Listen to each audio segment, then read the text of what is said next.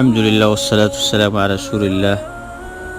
ورور سوال کړی دی چې یو سړی چې په هغه په ذهن کې دا خبره راشي چې ښځه په ما باندې طلاقه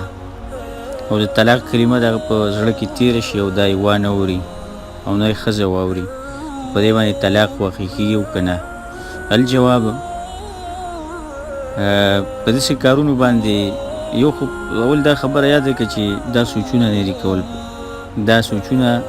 دا نه دي په کار چې سړی دا سوچونه کوي. او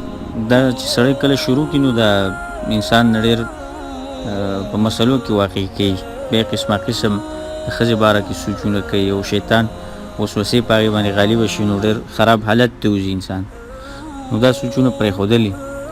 دا لازمي او ضروري دي. دویم دا خبره چې کوم دی ورور دا خبره وکړه نو کله چې تا اراده نه یې کړي او د زړه نه دا خبره نه کړې او تا په هغې باندې ښکاره تلفظ نه کړی چې هغه ته واوري یا ستا ښځه واوري، نو چې څو پورې دا خبره ستا په زړه کې ده او په زړه کې تېرېږي نو په دې باندې الله تا نه رانیسي او په دې باندې طلاق نه واقع کېږي، په دې باندې طلاق نه واقع کېږي، ځکه چې په زړه کې یو خبره ده تېره شوه نو په دې باندې څه طلاق نه واقع کېږي، ځکه چې الله سبحانه وتعالی د دې امت ته په دې خبره معافي کړې ده چې کله د هغې په ذهن کې داسې څه خبرې تېرېږي، د ګناه خبرې شوې، نورې وسوسې او هغې باندې څو پورې چې په هغې باندې کردار